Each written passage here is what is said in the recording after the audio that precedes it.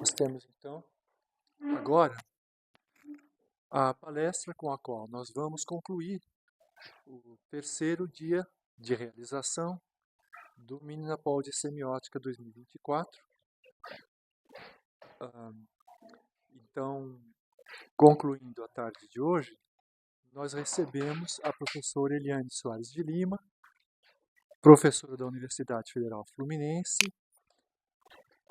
que está aqui bem representada, não apenas pela universidade que está aqui bem representada, não apenas pela professora Eliane, mas por um grupo representativo de pós-graduandos trabalhando nas suas pesquisas já na área da semiótica também. E então, Eliane, muito obrigado por ter aceitado o nosso convite quando nós estávamos organizando a programação do evento deste ano. A professora Eliane Soares de Lima é bem conhecida de nós todos,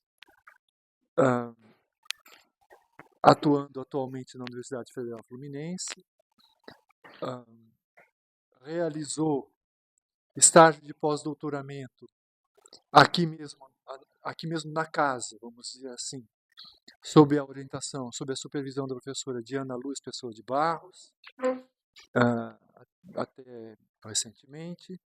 E a professora Eliane tem publicações em livros e tem publicações em artigos, enfim, a gente teria uma lista a ser declinada se a gente quisesse fazer uma apresentação em detalhe, mas nós vamos ser breves, assim como fui breve ao falar ontem da nossa palestrante, que era a professora Mariana Luz Pessoa de Barros, mas vou lembrar alguma coisa a respeito da trajetória da professora Eliane, que eu devia ter lembrado ontem também a respeito da trajetória da professora Mariana Luz, que tanto uma como outra já estiveram com responsabilidades editoriais à frente da revista Estudos Semióticos.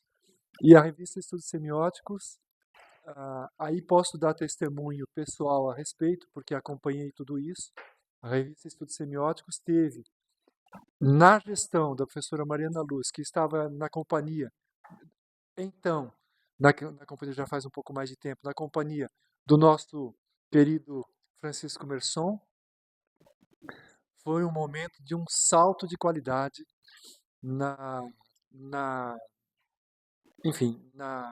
mesmo na trajetória do periódico.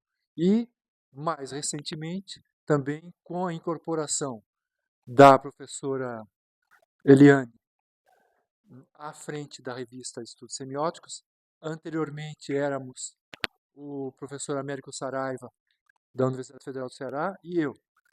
E depois, com a chegada da professora Eliane, a revista deu uma sacudida assim na poeira, e o ritmo do trabalho, eu ia dizer o ritmo, mais precisamente falando, o andamento do trabalho se modificou, houve mesmo uma coisa na direção de uma aceleração e, como todos nós sabemos, a revista mudou de patamar desde então. Enfim, foram as coisas euforizantes que aconteceram no periódico nos anos recentes, e isso foi uma coisa que certamente trouxe uma contribuição a ser reconhecida para a difusão das pesquisas em semiótica do Brasil e também para a progressiva inserção para a progressiva inserção também de contribuições de pesquisadores estrangeiros em publicações que nós realizamos aqui. Então, só para lembrar, uma das realizações euforizantes da sua trajetória. Eliane, então, mais uma vez, obrigado por ter aceitado o convite, e nós vamos ouvir a conferência Sendas e Veredas do Discurso de Ódio nas Redes Sociais, Desvelamento Semiótico. Já passo diretamente a palavra para você. Você já está com...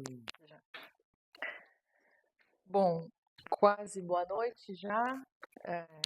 Eu queria falar que, enfim, é sempre uma alegria poder falar aqui no Menanapau, por isso vocês viram, estou participando de diversas formas,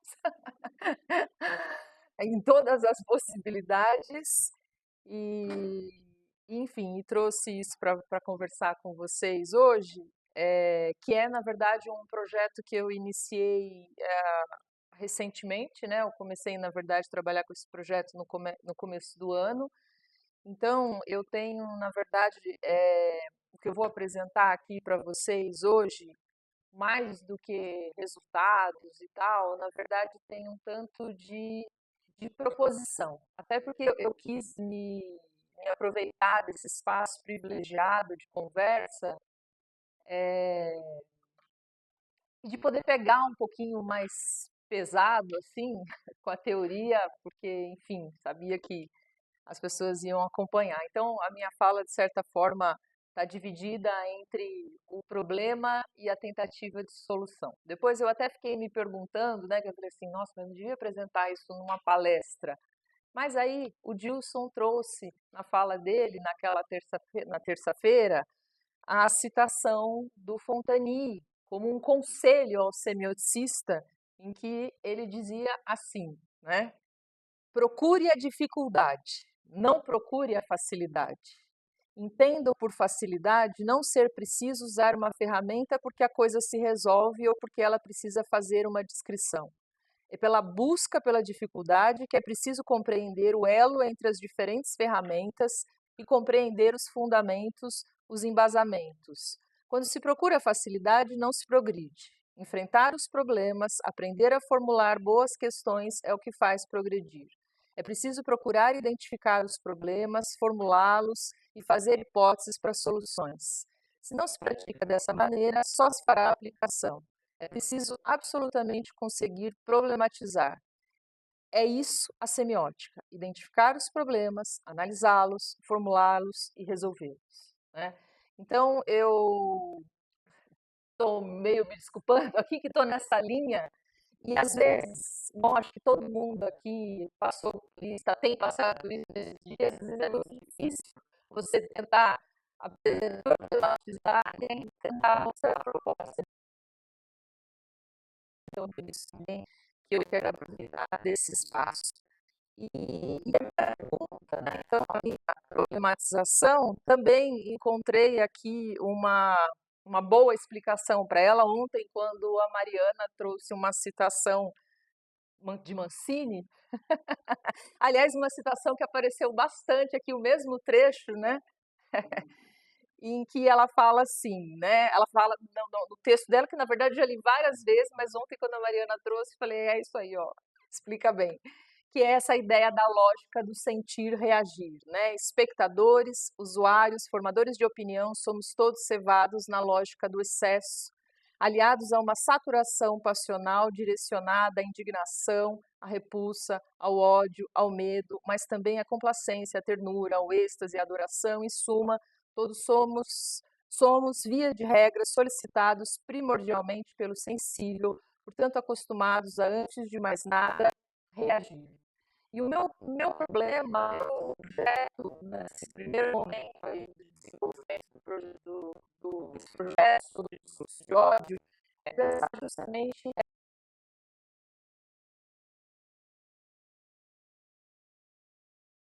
sobre isso, que é muitos problemas teórico-metodológicos se colocaram para mim.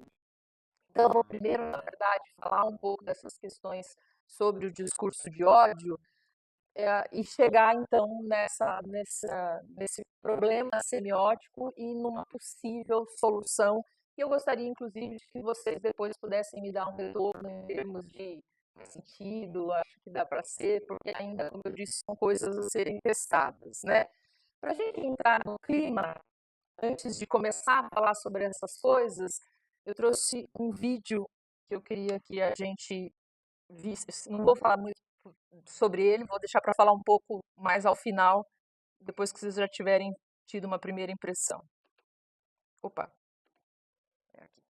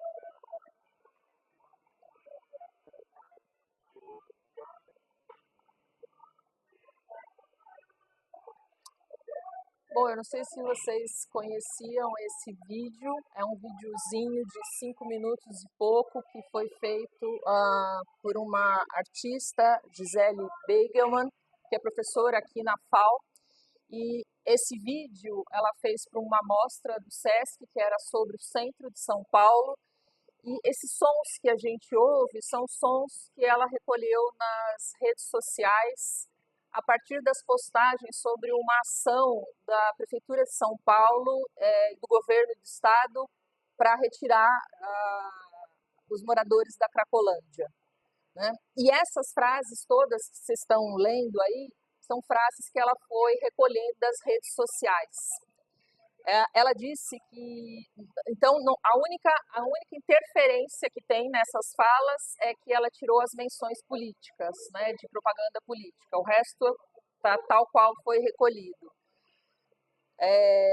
E ela disse que na primeira versão o vídeo tinha quase 1h30, né, só com o que ela foi recolhendo de material. Vou tirar porque acho que já por aí vai. Acho que vocês já pegaram o peso da coisa. Deixa eu voltar aqui. Bom, eu chamei essa fala de sendas e veredas dos discursos de ódio. Na verdade, eu falei discurso de ódio, mas depois eu pensei que devia ter falado discursos de ódio, porque essa é uma discussão, porque são sendas e veredas mesmo. São muitos os problemas que se colocam quando a gente pensa em estudar isso sistematicamente. Quando eu escolhi esse tema, a ideia era justamente, a gente ouve falar tanto na ideia de discurso de ódio, aumento do discurso de ódio, o discurso da violência e tal, e a minha ideia era o que é o discurso de ódio, afinal, caracterizar, mas nem eu mesma tinha ideia de quanta coisa tem aí, e só o mapeamento dos problemas já me deu bastante trabalho. Agora, na verdade, é que eu comecei a tentar desenvolver algumas questões e sempre outras vão aparecendo, né? Eu trouxe aqui algumas, só para vocês terem uma ideia, né? Por exemplo, esse conjunto, né? Discriminação, preconceito, intolerância. Como é que a gente pode... A gente sabe que tudo isso aparece no discurso de ódio, mas como a gente pode pensar a relação entre essas coisas, né? Então, discurso de ódio, discriminação, preconceito, intolerância, essas questões são problemáticas justamente porque pelas tentativas, o discurso de ódio é muito, ele é muito escorregadio para uma coisa que não pode ser. Para poder responsabilizar pelos discursos de ódio, é preciso ter um delineamento que parece que ele não permite, né? Então, é essa discriminação, esse preconceito que nunca é contra o um, mas é contra um grupo, né? Contra aquele que esse um representa, né? Além disso, os discursos... Daí é por isso que muitos estudiosos têm preferido falar em discursos de ódio, porque há uma diversidade de formatos que também dificulta um pouco o trabalho. Ele aparece em palavras, em fotos, em música, em meme, em emojis e tantas outras formas. São muitos os temas também, né? Racismo, machismo, homofobia, xenofobia, aporofobia, etarismo e tantas outras coisas, essa lista vai sempre aumentando. Os espaços de circulação também são muito variados e isso também interfere um pouco no modo de conceber a ideia dos discursos de ódio. A gente tem as comunidades de ódio, a gente tem os discursos de ódio que circulam nas redes sociais, que circulam em blogs, que circulam uma série de outros espaços. E tem a questão dos graus de presença desse ódio nesses discursos, que na verdade são graus de presença justamente dessa discriminação, desse preconceito e dessa intolerância. É claro que eu estou partindo de todo o estudo já realizado pela professora Diana Luz Pessoa de Barros sobre os discursos preconceituosos e intolerantes, né? Mas me focando então nesses discursos de ódio e sobretudo nos discursos de ódio nas redes sociais, né? E toda essa variedade traz um impasse muito grande para a questão da responsabilização, que barra sempre na questão discurso de ódio versus liberdade de expressão, né? Então, quer dizer, para você não mexer com o direito fundamental de liberdade de expressão, você tem que caracterizar muito bem algo como uma manifestação de um discurso que rompe justamente com os direitos humanos e tal, né? E sempre vai haver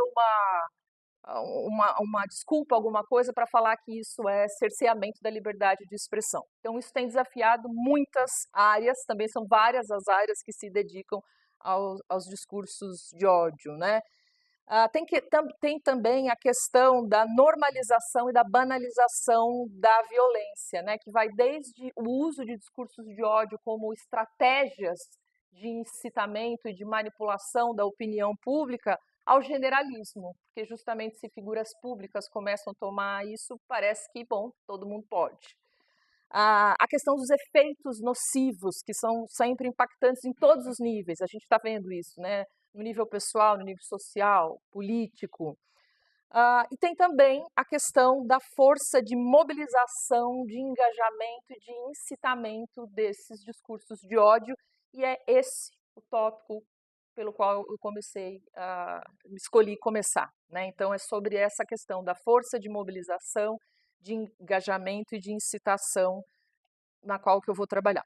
Toda vez que a gente vai falar sobre discurso de ódio, toda vez que você for ler algum texto sobre discurso de ódio, a primeira coisa que a pessoa vai fazer é situar o que ela está chamando de discurso de ódio, justamente porque ele tem essa dificuldade de delineamento, né? Então, eu tomei para a minha pesquisa como ponto de partida a definição que aparece no relatório de recomendações para o enfrentamento ao discurso de ódio e ao extremismo no Brasil, que foi publicado no ano passado por um grupo de trabalho formado dentro do Ministério dos Direitos Humanos e da Cidadania, né, em que eles vão caracterizar o discurso de ódio como uma progressão, intensificação ou sobreposição de violações que partem de uma estratégia de poder pela agressividade, hostilidade, opressão, intolerância e abjeção de pessoas ou comunidades, evoluindo para um extremismo discursivo caracterizado pela desumanização e coletivização de seu destinatário.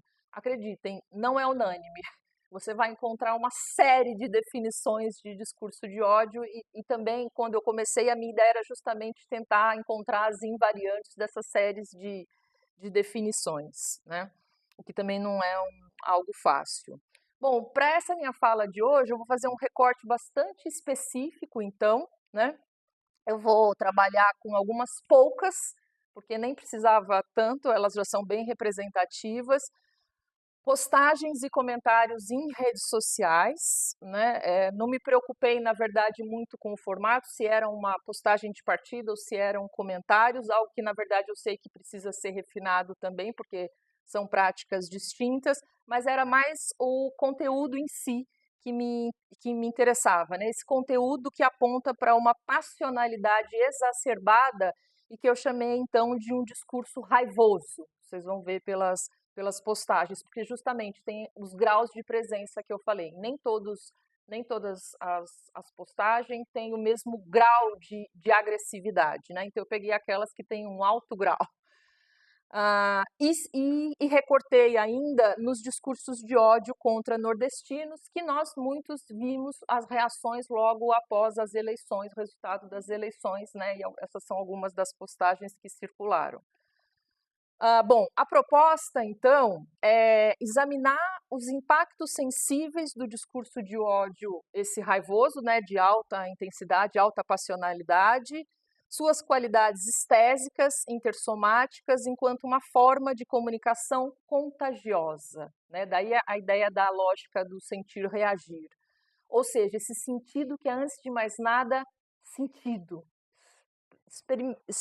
experienciado, né? Seguido de um movimento interpretativo que é polarizado. Porque, embora a convocação sensível seja a mesma em termos de contágio, a resposta não são as mesmas, são sempre respostas polarizadas, né? E para isso, claro, eu estou partindo da noção de contágio do Landowski, que vai tomar, então, a ideia de contágio como essa interação estésica, intersomática, em ato, né? No contato entre sensibilidades, quando há uma reciprocidade entre essas sensibilidades, né? Ou seja, esse sentido como efeito estésico, esse sentido que tem essa mobilização do sensível, né? Antes de mais nada. E daí eu mostro para vocês, então, as postagens que eu escolhi para trabalhar, né? Para manter e daí já aviso cenas fortes, né? Para manter o padrão porco, nojento, relaxado, medíocre, escroto, de tudo no Nordeste como sempre, depois de 1h10 esperando um filé de peixe simples, sem nada de diferente, eles conseguem errar e fazer outra coisa completamente diferente do cardápio que já não tem opção nenhuma. Povo escroto do caralho, lugar nojento. Hoje, qualquer suposto preconceito contra cariocas, nordestinos e baianos deixou de existir porque virou pós-conceito. Bando de filha da puta que destruíram nosso país e a economia por migalhas. Desejo do fundo do coração que sejam tomados pela desnutrição, que seus bebês nasçam acéfalos, que suas crianças tenham doenças que os médicos cubanos não consigam tratar, que o ebola chegue no Brasil pelo Nordeste e que mate a todos. Só outra arca de Noé para dar jeito. Desculpa, gente, mas essas coisas precisam ser estudadas. Nordeste poderia sair do mapa do Brasil, morram de fome, vivam de bolsa do caralho, bando de vermes, raiva, ódio dessa gente, aí vai tudo na TV pedir ajuda de volta para minha terra, de volta para puta que pariu, isso sim, tudo fudido, ódio, ódio. É sim se vender por bosta, são péssimos, não querer saber de nada, cambada de vagabundo, não venham para cá procurar emprego, fiquem por lá, idiotas, nunca tiveram estruturas de nada, se vendem por promessas e por aí vai, né? Bom, a ideia de trazer essas coisas pesadas para vocês era justamente para que vocês tivessem essa questão. É impossível ficar indiferente a essas postagens, né? E daí, o Landowski, quando vai tratar da noção de contágio, ele diz o seguinte: quer eu queira, quer não, sou antes levado a senti-lo. Ele está falando desse sentido que aparece como uma presença sensível, né? Dinamicamente, do interior. Não como um fenômeno do qual sou meramente testemunha objetiva e, no fundo, indiferente, mas sim como um movimento do qual estou, de alguma forma, já parte interessada, virtualmente ou potencialmente. Inclusive, se em vez de me entregar, me preparo para resistir. Como diz Rousseau, certos acentos vindos do corpo do outro penetram em nós até o fundo do coração, trazendo os impulsos que arrancam os sentimentos e nos fazem sentir o que entendemos. Então, o que me interessa aí é justamente essa questão de, inclusive, se em vez de me entregar, me preparo para resistir. Né? Porque a gente tem justamente pessoas que se identificam com esses discursos, por mais difícil que seja de acreditar, e outras que vão totalmente rejeitar, né? E nos fazem sentir o que entendemos. Então, são essas as duas coisas que me interessam aí problematizar, né? Então, como eu tinha dito para vocês, dificilmente, diante da leitura de comentários raivosos em postagens nas redes sociais, configura-se apenas um olhar frio que observa e moraliza à distância, sem qualquer envolvimento estésico, mesmo quando não há o engajamento afetivo, né? Então, a gente sente, ainda que não chegue a postar alguma coisa, não vou responder, não é possível que a pessoa diga isso e tal, ainda assim tem algum tipo de envolvimento, né? O que aponta, então, para essa dimensão fórica, tônica desses discursos, impactante, que leva, nas palavras, usando os termos do Landowski, né, gestos de adesão ou rejeição à flor da pele. Estou insistindo nisso porque o Landowski, quando traz a noção de contágio, ele vai pensar justamente no contágio por ajustamento, né, por uma resposta de reciprocidade convergente. E aqui a gente tem um bom exemplo de uma possibilidade de um gesto não de adesão, mas de rejeição à flor da pele, né? Então, quer dizer, isso permite pensar numa apreensão química dos valores, o que tá previsto, né? E pensada já na teoria em termos de atração e repulsão, né? Como os primeiros movimentos. Bom, quando a gente pensa nos discursos de ódio, né, independente da variação das definições, sobretudo quando a gente pensa nos discursos de ódio raivosos, 3 eixos são fundamentais, 3 características, né? A agressividade, a reverberação e a incitação, que são, na verdade, componentes que funcionam quase que como numa sintagmática, né? Então, nesses discursos, há sempre uma manifestação tônica do preconceito, da discriminação, da intolerância, e que se figurativiza na forma dos xingamentos, né? E sempre apontando para um discurso um tanto catártico, né? Eles têm essa força de reverberação porque justamente eles têm uma força de captação estésica, os gestos à flor da pele, né? E convoca, então, essa reação sensível e inteligível em diferentes graus, né? Daí no equilíbrio entre o sensível e o inteligível, né? E que configuram, então, interações que vão desde a identificação total até a rejeição total, né? E que seriam justamente a base das reações patêmicas, né? Que daí vai além do puro sentir. E essa reverberação ressoa justamente em um dos traços que mais preocupa, né, a todos, assim, que veem esse aumento significativo dos discursos de ódio, que é a questão da incitação, né, a questão da incitação, que é esse poder de propagação desse dito, desse estímulo, desse encorajamento justamente à violência, né? É engraçado porque eu fui procurar propagação, a ideia de propagação no dicionário, no Caldas Aulete, e entre as definições, ele fala, inclusive, lá na última, espalhar-se por contágio, né? Só para... e, de fato, vejam, eu peguei essa postagem, depois eu vou falar também um pouco dos grandes desafios de constituição de corpos, né? Então, por exemplo, esse recorte aqui, ele corta informações importantes para mim, mas eu não consegui descobrir. E essas postagens são postagens que são tiradas justamente por pressão pública e tal, das redes sociais. Então, eu recuperei em outros lugares.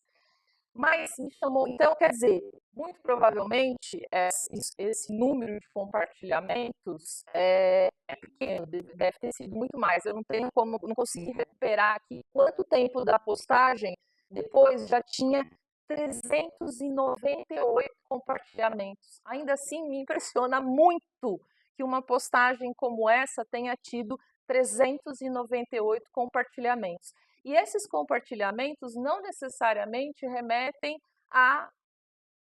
eu também penso isso, por isso vou compartilhar. Não, muitas vezes as pessoas compartilham para combater. Olha o que estão falando, olha que absurdo, e não sei o quê. Mas isso dentro da lógica justamente das redes contribui justamente para que esse coisa não pare de circular e chegue nos tops e tal, né? Então essa questão da lógica desse sentir reagir também é algo que precisa ser pensado e precisa ser desacelerado, né? Diante tipo, não vamos agir por impulso, vamos pensar no que isso pode resultar. Um simples compartilhamento, até quando tem boas intenções. Bom, e daí fui procurar também a questão da incitação, né? O que, afinal, o dicionário tem a dizer sobre a incitação, né? Então, ação é resultado de incitar-se, ação é resultado de estimular algo ou alguém a fazer algo, né? A reagir, justamente. Então, a incitação tem essa marca, justamente, da resposta reativa, né? De novo, a lógica do sentir, reagir, sentir, reagir. Estímulo proveniente, enfim. Só que quando a gente pensa na incitação, outra coisa que se coloca dentro dos discursos de ódio é que é preciso fazer uma outra distinção. Os discursos de ódio, eles se dividem entre aqueles que têm uma incitação explícita, que é aqueles que eu falei no começo para vocês, que usam justamente os discursos de ódio como estratégia de manipulação da opinião pública, né?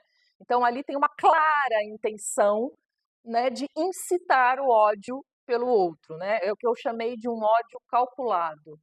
Diferente de uma incitação implícita, que me parece ser o caso desses exemplos que eu trouxe aqui e que, portanto, eu chamei de um ódio primitivo, né? Primitivo porque é esse que não tem cálculo, a pessoa está despejando o seu ódio ali e não vê nenhum problema disso.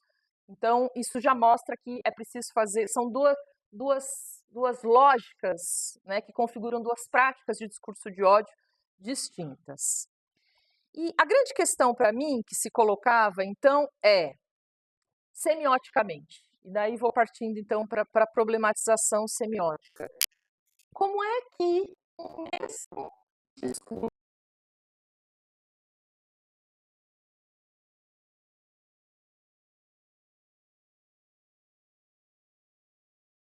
resulta em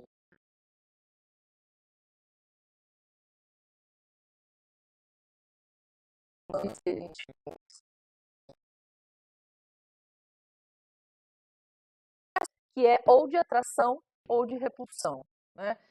Então, esses textos, eles têm claramente um percurso ascendente da tensão, né? Mais, parece que a pessoa nunca acha a palavra suficiente, o xingamento suficiente, o desejo de punição suficiente, né? Então, tem sempre um recrudescimento. Um recrudescimento que pode ser pensado, inclusive, em termos aspectuais, né, de maior ou menor duração para cada uma das postagens, e que vai sempre rumo a uma saturação, né, é em busca da extinção mesmo. Então, são de alta tonicidade. É sempre um andamento acelerado, por isso é bastante impactante, porque é sempre uma enumeração. Você nem processou ainda uma coisa, já vem outra, e fica sempre pior e pior e pior. Tem um movimento, então, de concentração da atenção, né? Por isso a força que explica essa força impactante, numa correlação inversa entre sensível e inteligível, o que configura e explica, então, esse valor de absoluto, né? Que é, na verdade, a coletividade tomada como unus. Não é o unus como todos, mas o todos como unus, né? E se a gente, isso no nível do enunciado, né? E se a gente pensar no nível da enunciação, essa concentração semântica, ela aponta, na verdade, essa força impactante aponta para uma concentração semântica da atividade enunciativa, uma pobreza argumentativa. Tem argumento, não está querendo te convidar, está simplesmente xingando mais, né? Enfim, bom, então, a questão era, a problematização para mim era essa: como uma mesma organização tensiva provoca reações sensíveis e respostas passionais opostas. A Regina Gomes, em um artigo dela, em que ela vai estudar também essa lógica do sentir-reagir, ela vai dizer que as estruturas tensivas explicam como se constituem os valores ideológicos. Aí a minha questão é sempre, sim, como? Né? Porque é claro que quando a gente pensa isso, fala assim, não, é porque são constituições ideológicas diferentes e tal. Sim, mas a gente precisa explicar esse meio do caminho, porque senão a gente acaba caindo na explicação da análise do discurso de que o sujeito é assujeitado pela ideologia. E acho que a gente pode ir um pouco mais que isso, né? Então, e também uma outra questão teórica que me colocou foi de que o Landowski, né, toda a noção de contágio que ele traz é para pensar o regime do ajustamento, como eu tinha dito, né? Mas ele define o contágio como reciprocidade de corpos e ânimos em contato, né? E daí isso me fez pensar, mas para explicar o ajustamento, mas e quando a interação desencadeada, e quando a interação desencadeada instaura uma ruptura, uma reciprocidade não convergente, mas divergente. E isso parece caber dentro da própria explicação do Landowski, né? Quando ele diz assim, o contágio é a reciprocidade de corpos e ânimos em contato, eu não preciso ter necessariamente uma reciprocidade convergente, que seria uma reciprocidade, então, de ordem mais implicativa, mas eu posso ter também uma reciprocidade divergente, que seria justamente, que remeteria a uma lógica concessiva, né? E isso tudo ainda dentro da ideia de concomitância, coemergência, né, e de transformação dinâmica e recíproca em ato. Então, parece caber ainda, só que isso, de certa forma, instauraria, me parece, um outro regime, para além daqueles 4 já colocados por ele. Dito isso, continua o desafio. Como semioticamente se dá a passagem do contágio sensível à inserção do inteligível, e eu estou pondo inserção do inteligível pensando num caminho que vai bem dos primeiros traços de inteligível até uma configuração maior, né? Pensando essa inserção do inteligível num processo mesmo, né? E que remete, então, esse movimento da reação somática axiológica, né, já axiologizada, a uma sanção cognitiva ideológica. Então, minha questão aí é justamente pensar como que eu posso descrever essa passagem. E aí eu fui tentar justamente seguir o conselho do Fontani e procurar o que a gente já tem e tentar combinar coisas aí para ver se isso dá resultado. E nisso eu cheguei num texto do Fiorin, que é aquele texto bastante conhecido de muitos aqui, né, que é o Patos do Enunciatário. E nesse texto, o Fiorin vai falar de 3 dimensões constitutivas da instância do enunciatário. Vai dizer o seguinte: isso quer dizer que essa imagem do enunciatário, consubstanciada num papel temático, tem uma dimensão cognitiva, de um lado ideológica, da ordem do saber, de outro, da ordem do crer. Uma dimensão patêmica e uma dimensão perceptiva. Aqui o Fiorin está colocando essas dimensões como dimensões constitutivas. Me parece numa relação muito mais paradigmática, né, do que sintagmática, e me parece que a gente pode pensar, então, numa relação sintagmática entre essas dimensões constitutivas, né? Então, a gente passaria da percepção a uma patemização, né, que seria justamente esse contágio tímico já, né, ou seja, um somático axiologizado, e que migraria, então, na verdade eu coloquei as setinhas assim, mas talvez fosse, enfim, daí a gente conversa o que vocês acham, né? E que iria cada vez mais dessa primeira inserção do inteligível até para uma progressão mais e mais inteligível, que configuraria, então, essa moralização passional que a gente faria dessa primeira reação sensível. Isso me fez pensar que, na verdade, a questão que a gente não pode esquecer no movimento de análise, isso já tinha se colocado para mim quando eu quando eu me debrucei sobre o estudo das paixões de modo geral e da paixão, da compaixão e da piedade de modo específico, de que, na verdade, não pode esquecer que nós nos relacionamos com os valores manifestados pela dimensão temático-figurativa, que dá corpo à dimensão figural responsável por sua sensibilização. Então, muitas vezes, se pautar na análise só por uma depreensão, uma descrição da configuração dessa dimensão figural, sem levar em conta aquilo que está manifestando isso, fica abstrato demais para explicar coisas que estão num nível mais acima de configuração do sentido, né?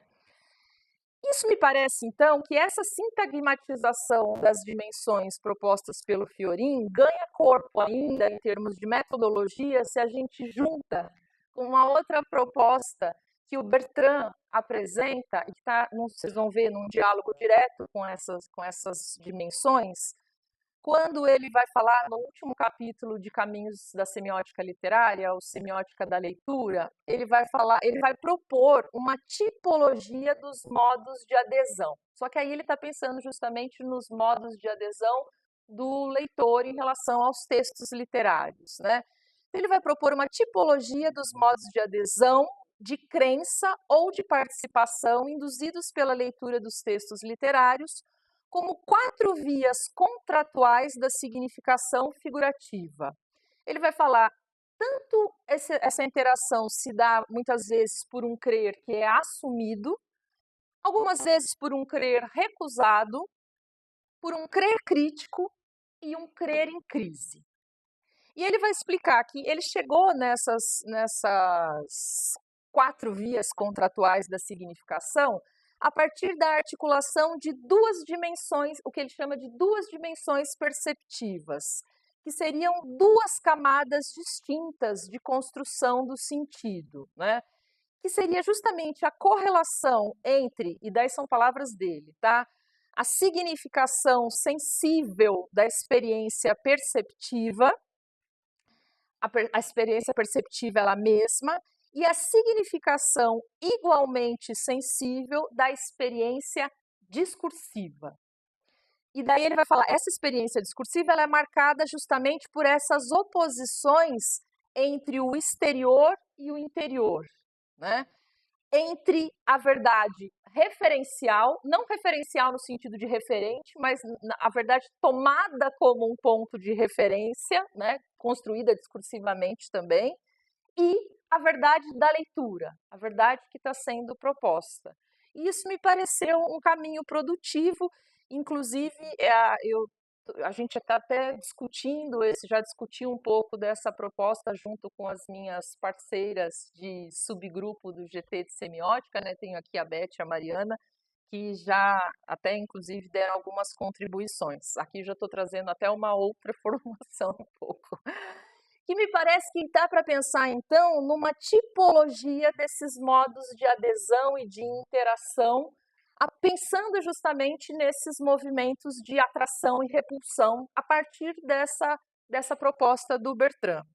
Então, a gente pode pensar numa atração que remete a uma adesão assumida, né, desse enunciatário, e nesse caso eu teria um domínio do proposto, né? Ou seja, daquilo que o discurso apresenta em relação ao referencial, lembrando que esse referencial tem a ver com aquilo que é tomado como referência, né? E que parece, então, propor uma sobreposição do crer sobre o saber, um movimento de negação dessa atração, mas que não chega a ser uma repulsão, né, uma não atração, que seria então a adesão em crise, quando há um questionamento do que está sendo proposto em relação àquele valor de referência, e que põe então um questionamento da relação do crer com o saber, indo então no movimento de repulsão, que daí seria uma adesão recusada, e daí tem um movimento de ruptura, justamente, né, com o domínio do referencial sobre o proposto, ou seja, do saber sobre o crer, e a não repulsão, que seria uma adesão crítica de não ruptura, e que proporia, então, me parece, uma tensão entre o proposto e o referencial, entre o crer e o saber. Os nomes são sempre ruins, né? Então, eu quis manter os mesmos nomes dados pelo Bertrand, mas eu confesso que, sobretudo, sobre contrários, ainda estou testando, e, na verdade, essa proposta precisa ser testada. Estou mostrando que cheguei até aqui. E para que serviria tudo isso? Né? E cadê o discurso de ódio em tudo isso que se perdeu? A questão aqui é que me parece que essa tipologia é metodologicamente produtiva quando você tem que trabalhar com um corpus grande como comentários. Eu sei que, por exemplo, para me aprofundar nessas questões todas que eu coloquei para vocês, eu preciso me debruçar sobre os comentários. Aliás, essa foi uma coisa que até o Fiorin, que já viu uma parte dessa apresentação, me colocou. E eu precisaria me debruçar sobre muitos comentários, até porque essas são tipos de postagem que têm muitos comentários.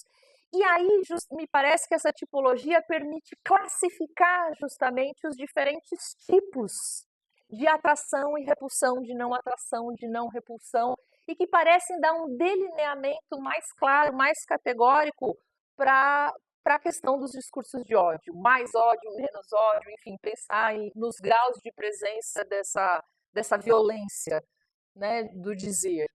Mas aí, justamente, vou colocar isso também, porque de repente tem alguém que pode me dar uma luz, que é muito difícil juntar esse corpus. Porque essas postagens, elas têm grande circulação, mas as redes não querem tirá-las justamente por isso, porque elas rendem muito, elas deixam os algoritmos doidinhos, mas tem muita pressão pública para isso. Então, isso é logo retirado. Então, eu não consegui recuperar nenhuma dessas. Existem bancos de dados sobre os discursos de ódio, mas um grande problema para mim, enquanto semioticistas desses bancos, é que eles extraem os dados e viram textos. E para mim é importante ver a postagem, que ordem que elas apareceram, se era uma mulher que falou, quantos cliques, quanto... Tem uma série de informações que são da ordem da própria da própria prática ali, do lugar de circulação, que trazem informações que essa extração de dados tira. Então, esse tem sido meu grande desafio. Um dia que vocês se depararem com alguma polêmica dessa, por favor, me avisem, tirem todos os prints que vocês puderem e me enviem, porque o desafio de chegar à constituição do corpus tem sido grande para mim. Bom, gente, era isso que eu tinha para dizer para vocês. Não são, como eu disse para vocês, não são coisas prontas, são coisas para serem testadas, mas eu gostaria muito de ouvir aí a opinião de vocês. E é isso. Obrigada.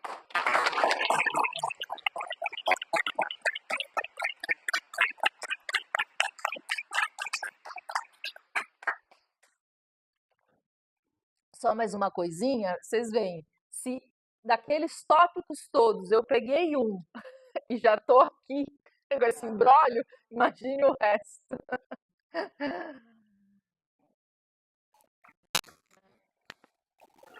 Obrigado, Eliane. Nós temos alguns minutos para poder conversar um pouco sobre a palestra, fazer um pouco de discussão, perguntas, ou o que quer que seja. Então, acho que eu vou deixa eu me pôr numa posição mais favorável. Dá licença.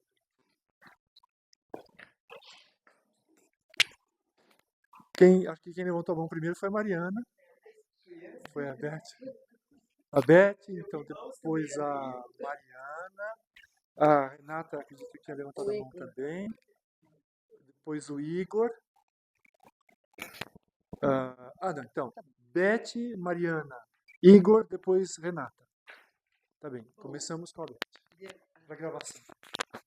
Eliane, parabéns. O teu trabalho é fantástico, está amadurecendo, ficando impressionantemente fantástico.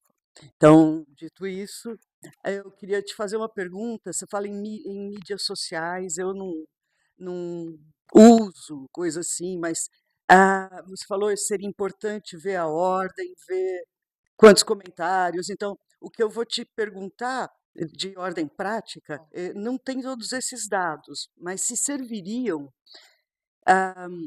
comentários a postagens em jornal. Eu vejo que de vez em quando eu, sem querer, bato o olho nos comentários e aquilo mexe de um jeito, mas não tem quantos likes, não tem essa parte, só tem um nome, às vezes é alguém que os outros conhecem, e eu evito olhar, porque aquilo me faz mal. Mas então, é por aí. Se isso ajudaria a fazer print dessas coisas e te enviar, tá? Mas parabéns. Mariana.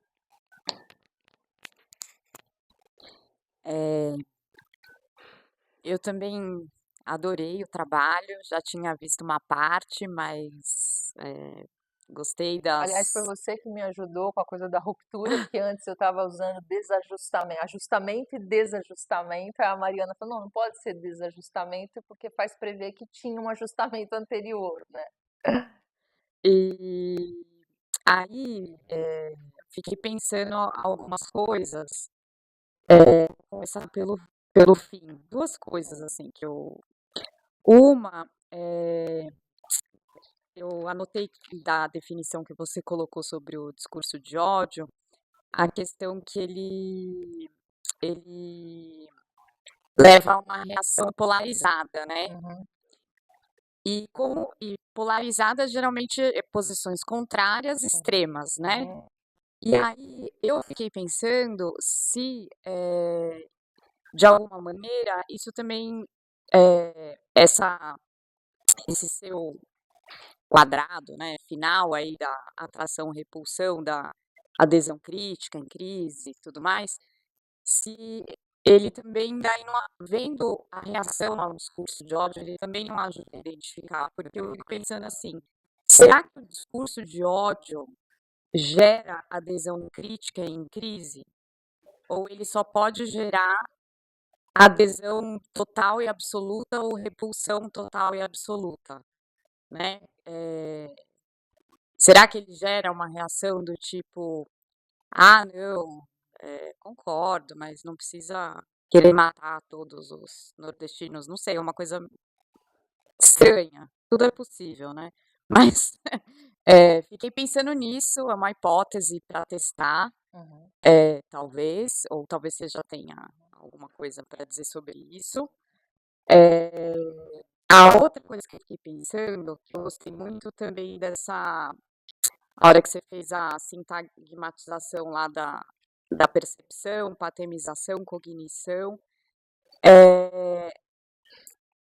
mas ao mesmo tempo, primeiro eu olhei e falei, nossa, é isso e tal. Aí depois eu fiquei pensando que, de alguma maneira, a gente já reage de uma forma ou de outra a partir da nossa cognição, a partir da nossa ideologia. Uhum.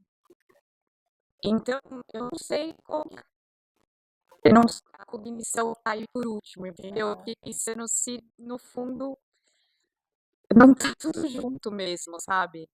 Não estaria mais, talvez, em níveis, de alguma maneira, e não numa relação sintagmática, né?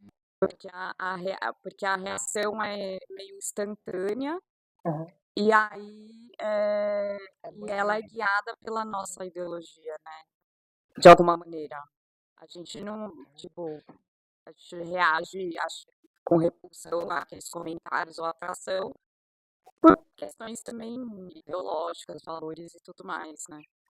E a outra coisa que só que eu ia daí sugerir, eu não gostei muito daquele termo primitivo. Ah, eu não sabia. Sei lá, eu pensei impulsivo, alguma outra Ah, coisa sim. assim, porque eu acho que primitivo tem vários sentidos que talvez Tá. você não queira Uhum. trazer assim pro seu trabalho. Mas é isso, parabéns. Igor.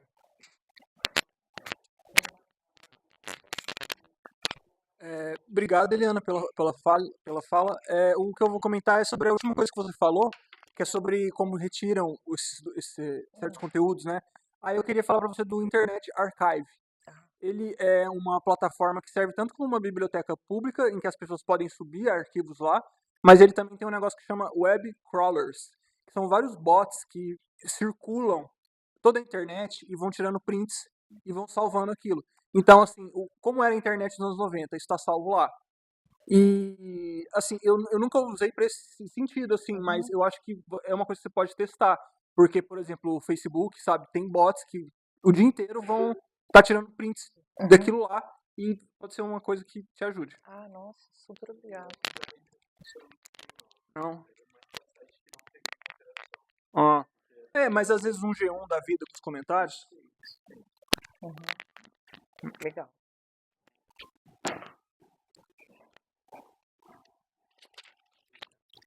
E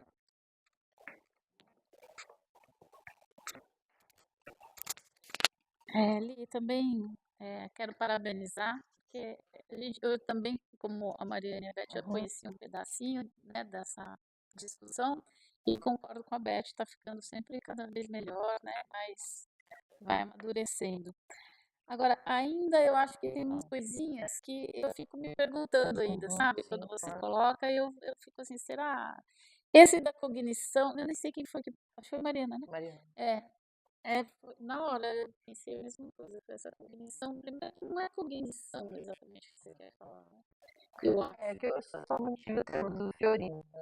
Mas eu acho que. Falaria em termos de sensível e inteligível. Então, aí é outra coisa. Aí Eu só pode ficar mantive melhor. o termo. Porque cognição engloba, né? Uma coisa complexa, engloba todas, Sim. todas Uhum. as Sim. coisas. Uhum. Então aí, né? Então, isso foi uma coisa. Uma outra, eu acho que é, sei lá, uma questão dos encaminhamentos que eu vou dando, e daí você falou de um jeito, eu falei, não, que é só análise figural, né? Porque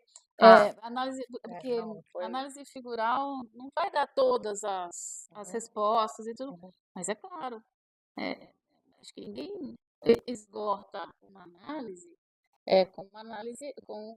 né, pensando só nessa dimensão figural. O que a dimensão figural faz, que não é pouco, é indicar a direção. Então, eu não acho que, sabe, não é assim, só o figural não dá. Claro, isso daí você nem precisaria ter falado, mas então a figural vai indicar uma direção e a gente tem que dar carne, daí, né? Encarnar essa direção a partir das outras coisas. E por último, o quadrado. Isso que Mariana falou, eu não tinha pensado assim como Mariana colocou, de talvez não ser uma sintagmática no sentido de uma sequencialidade, mas de uma espessura. Porque o Fontanilli fala que os modos de existência, por exemplo, eles não se estabelecem numa sintagmática sequencial, eles se estabelecem numa espessura. Então, eles todos estão lá o tempo todo. Né? O virtualizado, o realizado, o atualizado, o potencializado, estão todos lá ao mesmo tempo. O que vai mudar é aquele que está em como é que eu falo? Em distinção. Oi? Destaque. Isso. Em destaque. O Gustavo já vai preenchendo. Já está acostumado a preencher minhas lacunas lexicais. Então, sabe, eu acho que talvez pensar nisso seria mais produtivo do que uma sintagmática, porque eu também acho que essa coisa A sintagmática você uma- fala aqui? No da quadrado? sequencialidade. Não, então, o quadrado, naquele Não, outro. no outro lá. Naquele outro. O quadrado Tá. também vai ser a última coisa. Tá. Porque eu acho que vai estar tudo ao mesmo tempo, só que naquele momento, qual que vai estar em destaque? Né? Acho que ficaria mais interessante, porque eu não sei, você falou em algum momento, não estou achando aqui minha anotação, mas o sensível e o inteligível, eu também acho que não vale a pena separar assim, então, um mais pelo sensível, assim, sabe? Tá tudo sempre ao mesmo tempo, né? Então, e principalmente nisso que Mariana falou, porque a gente vai ter repulsa ou vai ter adesão a partir de uma visão, né? Uma posição ideológica, né? Então, não é só sensível, né? Você já está fazendo uma apreciação pelo menos axiologizante, tá certo? Mas eu acho que é até mais do que isso, não é só axiologização. E por fim, o quadrado, Li, eu não sei por que o quadrado, sabe? Eu acho que se você... Eu entendo, assim, para dar uma organizada inicial, tal, né? Mas eu acho que se você pensasse em outras maneiras de expor dessa sua tipologia, talvez ficasse mais dinâmico, porque você precisa de uma dinamicidade aí, sabe? E eu não concordo, eu não concordo a repulsão ser o domínio referencial sobre o proposto do saber sobre o crer. Eu não concordo. Eu acho que dá na mesma. A atração e a repulsão são ambas pelo crer, só que daí você vai mudar o ponto de vista ideológico que vai fazer que um seja repulsão e o outro seja adesão. Mas a força da coisa é a mesma, sabe? Então eu não acho que um vai ser pelo crer, como que você usa? O domínio do crer e o outro vai ser o domínio do saber. Eu botaria isso em discussão ainda, eu acho. O contrário, eu acho que esse é o contrário, que ainda eu acho que não. Eu acho que os dois é aquela adesão da crença. Como vocês sabem. Isso. Mas é isso. Mas de todo modo, você está pedindo para a gente quebrar a cabeça junto, claro. Então estamos aqui para fazer isso, né? essa conversa acontecer, mas o encaminhamento todo tá ótimo mesmo. Parabéns pela pesquisa. Ah, é. Queria só acrescentar uma questão a partir da fala da Renata, da Mancini.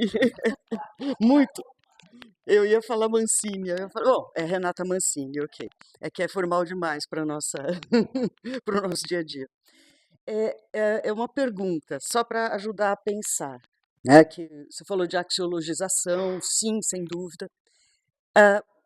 Nunca aconteceu com alguns, talvez todos, nós aqui, todos vocês, de reagir a uma mensagem com calor, com raiva, e depois ler aquela mensagem de novo e falar: meu Deus, como é que eu fiz isso? Olha, eu podia ter tido outras leituras. Então, isso não isso é só um dado para levar para pensar nessa dinâmica do sentir reagir.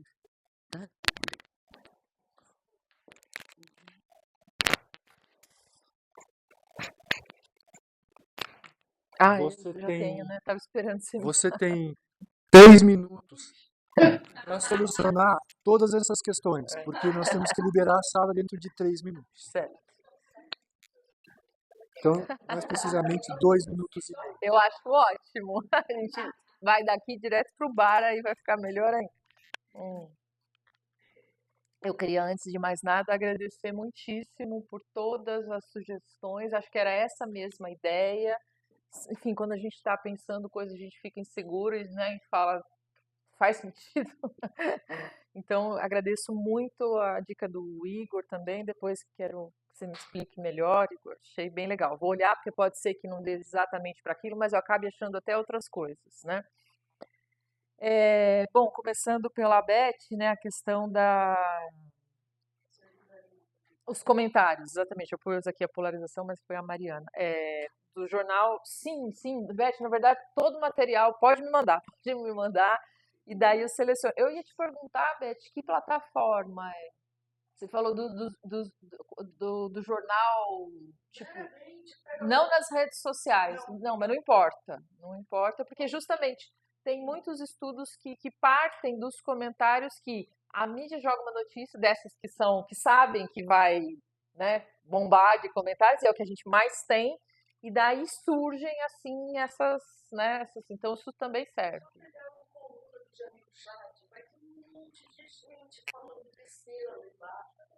Ou então Reinaldo Azevedo, que dizem que, bom, sei lá se ele trocou a camisa, mas... Eu vou confessar. Tem alguns comunistas que não importa o que eles disserem, tem um monte de xingamento. Então, eu confesso para vocês que comecei até a espiar com alguma frequência a página do Carlos Bolsonaro, Flávio Bolsonaro, que eu falei, lá eu vou achar coisas, né? Mas às vezes você tem um monte de afirmações que não necessariamente configuram um discurso de ódio, né? Enfim, eu fui olhar também a do Marçal enquanto estava ainda, né? Mas também enfim, e é aquela coisa, a verdade é que um trabalho como esse precisa do monitoramento, que eu não sei fazer, não faço ideia.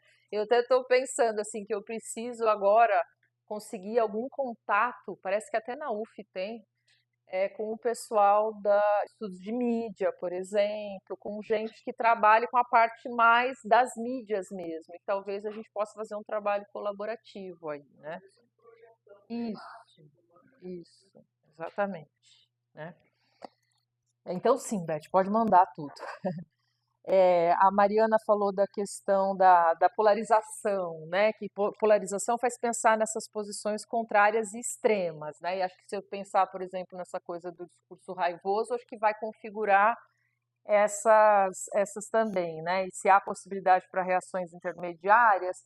Eu quando pensei que haveria esses polos, são justamente as pessoas, aí de novo, Eu estou na hipótese, né? Eu preciso do corpus dos comentários justamente para conseguir levantar isso. Então, quer dizer, eu já nem poderia responder, mas a minha hipótese são essas pessoas que olham e não necessariamente concordam com aquilo, mas estão gostando de ver o circo pegar fogo, sabe? Uma coisa assim, nem é totalmente a atração, mas também não é a repulsão, assim. Eu pensaria em posições assim, mas tudo a ser verificado com corpos extensos, né? Até porque as postagens, eu peguei postagens grandes, mas em geral elas são pequenas e tal. Essas são mais fáceis, né?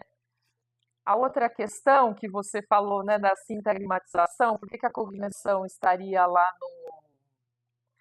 no final? Por isso que, na verdade, eu quis insistir que eu estava falando na inserção do inteligível, porque me parece que o inteligível, de novo, eu não tive esse cuidado quando formulei, mas o que a Renata falou, até pensei, eu falei, não, logo eu não podia não ter falado que não é um e depois o outro, é os dois juntos sempre, né? Estou falando isso porque na minha tese inteira foi o equilíbrio entre sensível e inteligível. Então é isso, tipo, a cognição que eu já acho também que precisa trocar, seria daí eu também até teria que pensar que termo que seria um inteligível mais encorpado, que já entra. A ideia seria justamente isso, que você sempre tem, que o ato perceptivo é constitutivo de uma relação sensível e inteligível, mas que você tem uma convocação sensível. Então, quer dizer, a ideia é um pouco assim, primeiro a gente sente, lógica de sentir e reagir. Sente e reage. Claro que isso é instantâneo. A tentativa de sintagmatizar é justamente a tentativa de descrever esse movimento, né? Que é de um impacto que já vem como resposta, né? E que daí vai se...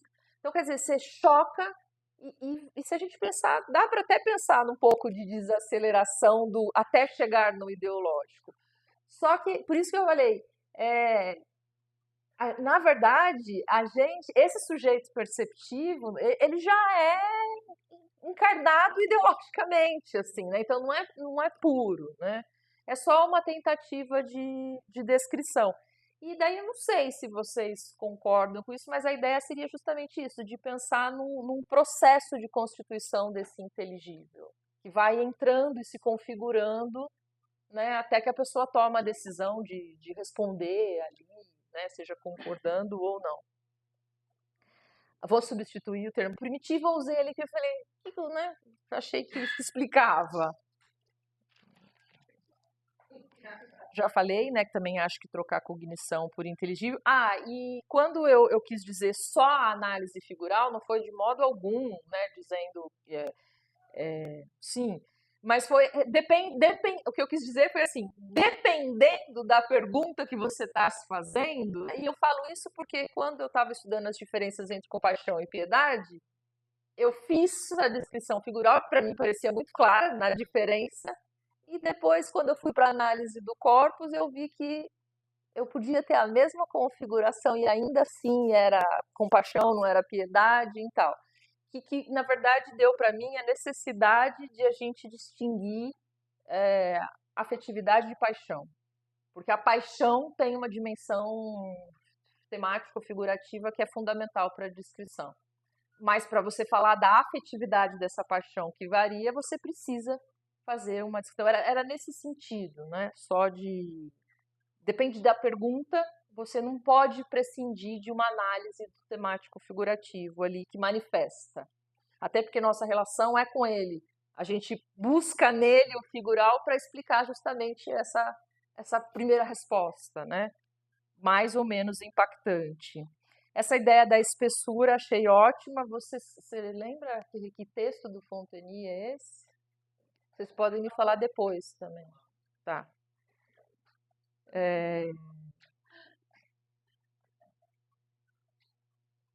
Já respondi essa coisa, né? Não de um para outro, mas os dois juntos.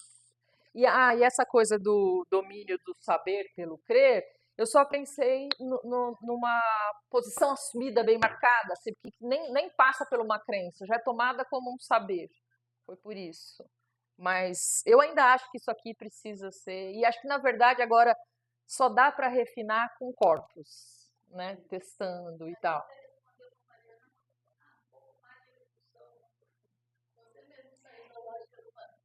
Não, então, na verdade, assim, eu só gosto do quadrado por conta das tipologias. Eu acho que ele formula bem tipologias para você classificar, sobretudo quando você trabalha com corpus quantitativo, né? Que eu ainda não tenho, mas sei que preciso de quantidade. Mas na tese, quando eu também tentei propor outra tipologia de modos de interação afetiva, eu mesma cheguei à conclusão que era muito melhor pensar dentro do esquema do que dentro do quadrado, de um esquema tensivo, né? Então, muito provavelmente vou chegar também nessa conclusão.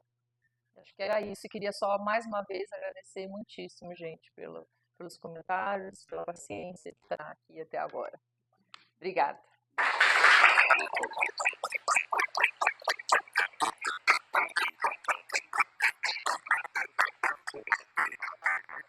Obrigado, André. Obrigado aos participantes, professores. Obrigado aos participantes, às pessoas que permaneceram conosco até agora, no final da nossa terceira jornada.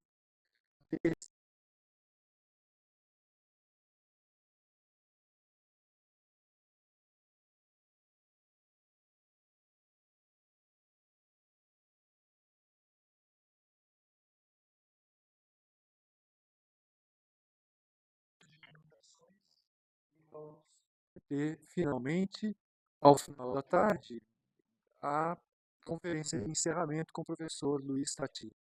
Então, não percam, a gente se vê de novo aqui amanhã, às 14h. Muito obrigado, gente. Obrigado mais uma vez ao pessoal da comissão organizadora, sempre segurando todas as pontas e garantindo o bom funcionamento dos nossos trabalhos.